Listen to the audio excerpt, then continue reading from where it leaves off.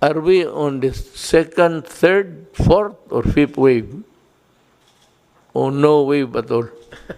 Mr. President, we're actually on the first major wave, major po, of sustained community transmission.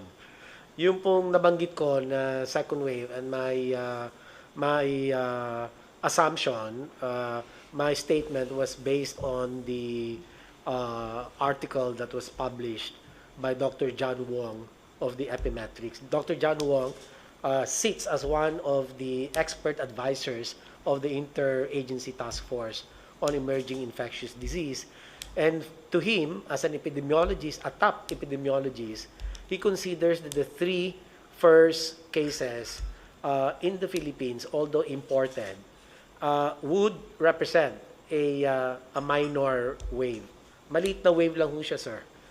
Tapos nagkaroon po tayo ng lull of about a month, the whole of February, and then March, nagkaroon po tayo ng mga umpisang reported cases. Alam mo, wag ka masyadong ano dito, touchy sa issues because always there will be pro and cons. Pakinggan na lang natin because this is a democracy. Kaya lang, but democracy, there is the favor of attacks. Issues plus attacking the guy personally. So, alam ko ikaw, you are hard-pressed. And I know your situation. You just tell us if that's if that is the one that's in your the gray matter between your ears, eh, di sabihin mo, ayaw ninyo maniwala, bahala kayo, basta ito yung akin. So that maybe you should adopt that kind of attitude. So be it. If I committed the wrong, as long as there is no malice there, kaya ito ng expensive. Hearing out now ni Atty. Lau, eh, tama siya. And I would even caution, I said, do not recycle. Because recycle, you have to, yan ang ayaw ko. In recycling, you have to worry whether or not it will cause a new infection. And worse, it would affect the user. Ang user niyan, ang mga doktor. O ang akin lang dito is, I'm looking for, what I'm interested to know is that, is there graft and corruption there? Yeah, was dirty money change hands? Kaya talagang, pagkaya na, wala na tayong pinag-usapan, talagang maghiwalay-hiwalay tayo. Pero kung sabi ka lang, nagkamali ka, as it is, yung sabi mahal-mahal ng ano, ito nga panahon ng, I said, at the height of the contagion, wala naman akong narinig putang na gustong tumulong. Ngayon sa tayo, sabi, umaabot sa akin, meron dito, meron doon. So, sabi ko, papunta, si Bong, papuntahin mo sila dito at dalhin nila yung produkto. Kaya para tawagin natin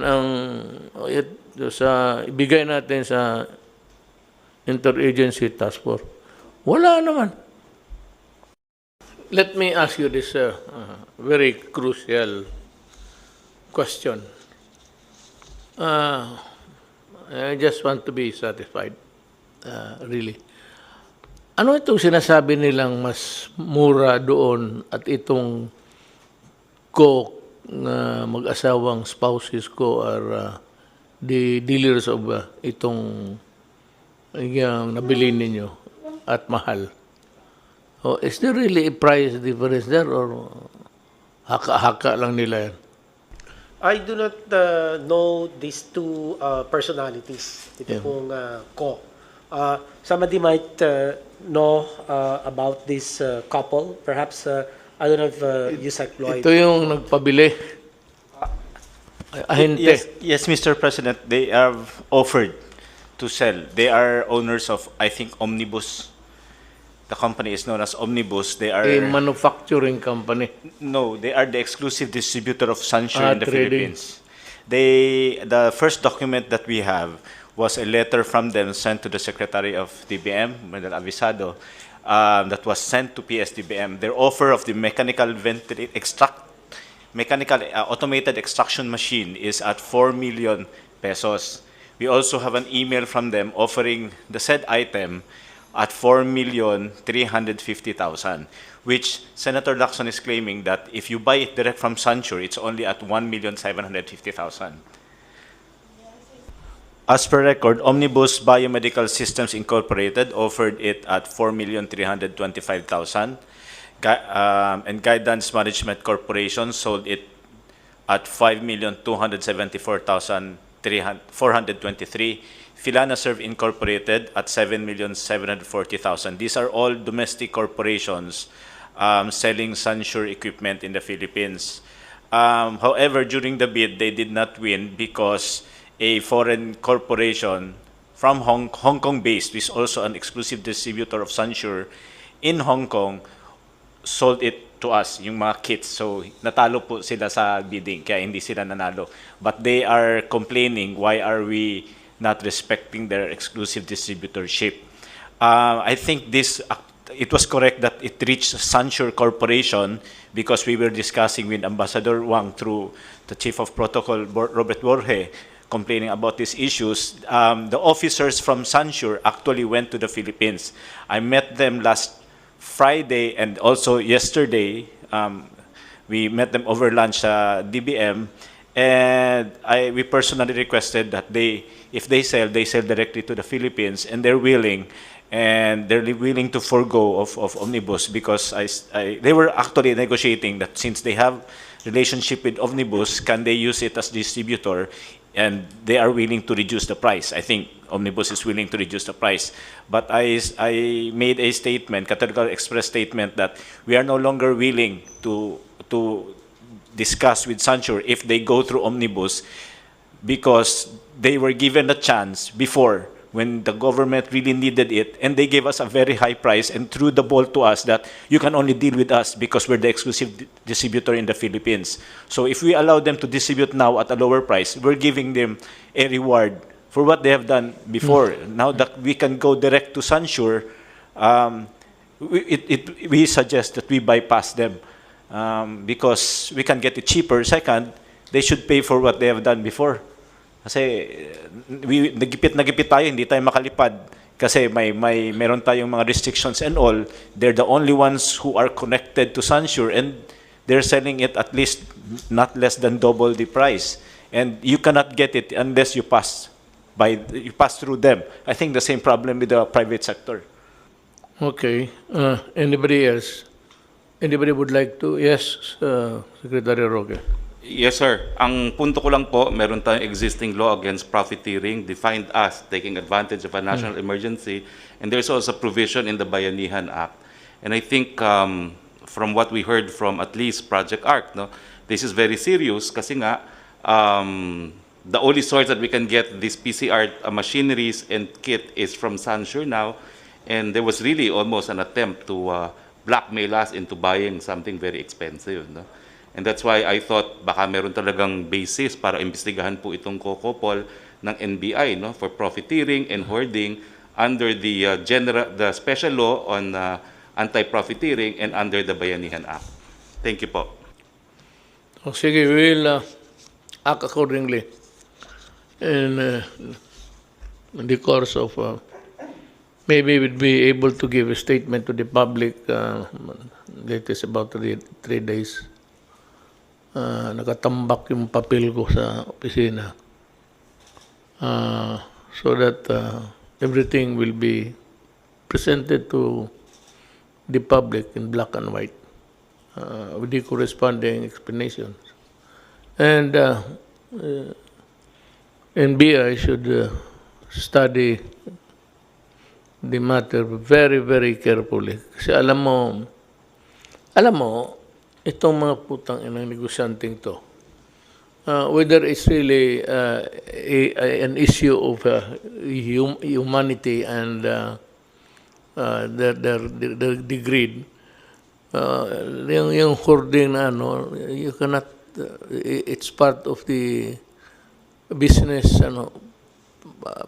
practices which you may call not even obnoxious. It's repulsive to the human mind when you start to think about it. But let's look at it on what it is legally. Sans the maybe yung mga suspicion whether it is like that. After all, it's not easy to charge a person. I still believe in the if the NBI has the probable cause, then go ahead. But I still believe in the what accruing to government people working, the presumption of regularity in the performance of their duties. Dito na naman tayo sa it's a more serious problem coming up is the issue of the OFWs coming in. Sa pagka ngayon, meron tayong 24,000 stranded in Manila. And they are stranded in the sense that they are not allowed or they cannot go home because the local governments are not accepting them. So, merong mga pronouncement na ang policy na they will not accept returning OFWs. Ang masama nito, kasi pag ganun ang behavior natin, Secretary Bello says that there are about 302 coming in a short while, and 62,000, 302 and 62,000 are expected to arrive as soon as our airports are open. In the, not really confusion, but in the desire to protect their respective territories, ganon man. And I can say that if that is the way they would handle it, like somebody who's really a chieftain of a city or province during a pandemic time, okay yan. Pero alam mo, hindi naman lahat talaga nagkasakit. And it is very cruel actually to deny them to go home.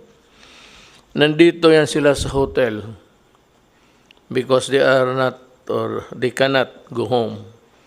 First, because of lack of money and resources. So I have instructed, was it last night, through Secretary Roque, that I am ordering the use of all government assets, whether it's really the air or the sea or the transportation owned by government, that they should be utilized in accepting and probably delivering them to their, if possible, delivering them to their homes, to their families. Na itong coming na 302 is it's a big worry. Now, yung 62 na dadating shortly, pag hindi ninyo tinanggap yan, makagulo tayo ang Pilipinas. Now, let me be very clear. Let me talk about legality para wala tayong sakit ng loob. Nobody but nobody can really stifle the right of whether he is traveling and working outside and coming in, going home. nagkaroon lang itong temporary an aberration in the movement of people because of the COVID. Ito ang sasabihin ko sa lahat. I said nobody but nobody. And only the national government can impose restrictions on travel because it is the only agency who can declare that there is an emergency of national interest. The issue is national interest. And that power of declaration is not shared by anybody. It's the national government. Ngayon, may mga syudad na ayaw nilang tanggapin. You know, I'm ordering you to accept them, open the gates of your territories and allow the people and allow the Filipino to travel wherever they want. Yung sequestration ng tao o lockdown should dovetail the national policy. Or better still, as not to confuse the people, you are not allowed to unilaterally declare na ganito, you are closing the entry, the egress and ingress ng tao. Mahirap yan. Magkagulo tayo, kanya-kanya kayong... So, if you want a measure to be implemented in your local government unit, ask permission from the task force. Because, alam mo, it involves many issues. One, in the name of humanity. Two, is the constitutional right. And ito yung pinakamabigat. It is the constitutional right of people to go home, to travel and go home. Do not impede it. Do not obstruct the movement of people because you run the risk of getting sued criminally. Ang agency, because it is the national government who declared there is a national emergency involving a pandemic, an issue of health, that power cannot be shared by anybody else. If you want, as an adjunct of government, maghingi ka ng permiso sa task force. They are the better position really to assess. Kawawa itong 24, so I'm ordering, kasali na yung pera sa, kung may naiwan pa, sa 200 million, gastusin rin ninyo yon para sa pag-uwi ng tao. Because the reason why they are here is connected with the issue of COVID. Nagsiuwian ito, diniport, kasi nga may pandemic involving the entire planet Earth. So the reason why they are deported or forced to go home is because of, well, maybe so as not to have a contagion involving a lot of, in numbers. To contain it, ito yung mga ating mga kababayan, pinapauwi. Tanggapin natin sila. Sir, yung pong order ninyo na 24,000 OFWs, lahat po yan ay na-test natin using PCR at lahat po yan ay negative. Kung sakali lang po na may makakalusot na nawala yung kanyang result at siya ay dumating sa LGU ng walang papeles, ang advice po natin sa LGU, tanggapin ninyo at ilagay ninyo sa quarantine hanggang dumating yung kanyang result. Sapagkat yung pong 24,000 po yan ay tested negative po sa PCR. Yeah. Opo. Doubly, more reason really for not refusing to accept them. Kawawa naman. Alam mo, yung ladies and gentlemen, if you're listening, Pilipino to, kababayan natin. Tanggapin ninyo and provide for sequestration houses if you want. Yung doon sila i-quarantine. Pero hati-hati tayo sa problema. Total, hindi naman kami nagkulang. Whatever you need, we provide. It's just a matter of time. You cannot service the entire 110 million Filipinos at once. That's why I think it's ignorance only on the part of the LGUs. They don't understand, you know. So I think tama ho yung sinabi niyo, we should lecture to them. We should have seminars. I'm willing to give it even via Zoom, di ba? We're doing this anyway for LGUs. We can do it for them. No? We have to educate them. Mr. Well, anyway, President, the 4,000 will be home to their own provinces by Thursday. But it behooves upon the Right?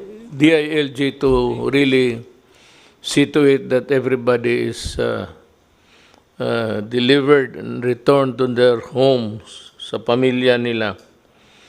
Nung panahon ng good time, we were experiencing the benefits of the dollar.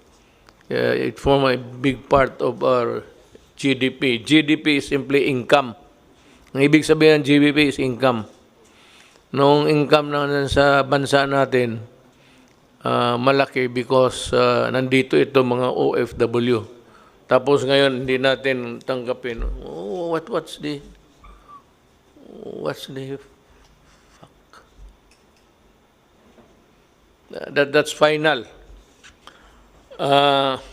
Mga mahal kong kababayan, ang gobyerno may proseso na pag-modified quarantine, may mga lugar, pati may mga tao na exempted na sila, so they can work. Gaya ng construction, malayo naman sila, hindi man dikit-dikit yan. Pero dahan-dahan yan. Pero ito lang ang pakiusap ko. As I said before, kayong maglabasa na, baski na hindi nga kayo pinapayagan, lumalabas na kayo eh. Hindi ko naman kayo madampot, pati yung mga bata ninyo kung isalin ninyo. But ito ilagay ninyo sa ulo talaga ninyo, ha? Sa conscious mind ninyo palagi. Ang COVID ho, nandito pa. And yung pagpalabas ng mga tao, hindi ibig sabihin na tapos na ang COVID. Nandito pa rin. So, kung gusto mong lumabas ngayon, sa ngayon, wala pang medisina, walang vaccine, at your own risk yan. Kung maglabas ka, sabihin mo, wala mang mangyari, magandang antibody ko, gano'n, okay. Pero pagdating sa panahon, at nagdelirium ka na, at ginamit na yung ventilator, yung ventilator is the last chapter sa ospital. May lagnat ka, tapos may oxygen, pero pag ginamit na yung ventilator na yan, ibig sabihin yan, yun na yung maskara mo papuntang langit o saan. Bantay kayo dyan. Do not be reckless. That's the word. Huwag kayong masyadong pabaya na basta sinabi ko sa inyo, alcohol, hugas kamay, mask. Maglabas kayo, take all precautions para walang sisihan. Gamit ka ng mask, gamit ka. Pag tinamaan ka pa rin, papanahon mo na. At saka, if you are not allowed to go out, especially yung bata, pero malapit na. I think by the grace of God, we will have the vaccine before the end of the year. So, mag-asa na lang tayo sa mga marunong at saka mayaman na mga bayan. They are feverishly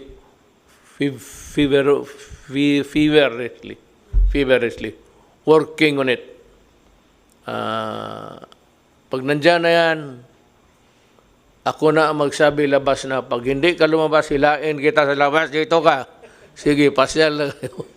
Kaya may bakuna na yan. Bakuna muna dahil tapos bahala na. But without the vaccine, it's really danger. It spells disaster. So, mask, hugas kamay. Mga bata, wag muna. Yung opening ng classes, that's a very... I will not allow the opening of classes na magdikit-dikit yung mga bata. No? Bahala na hindi na makatapos.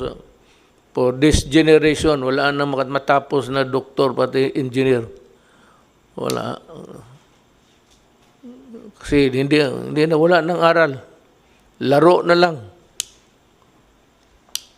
Unless I am sure that they are really safe. It's useless to be talking about opening of classes. That's problem, man. Para sa akin, bakuna muna. Pag nandiyan ang bakuna, okay na. So, remember that. Pati yung mga mayors, governors, kindly remember that they are Filipinos and that there's only one body, the government through the task force, who can make pronouncements about lockdowns, about quarantine or sequestration of whatever. Mahirap yan. Isa lang ang gobyerno. The national government makes the pronouncement. You just follow.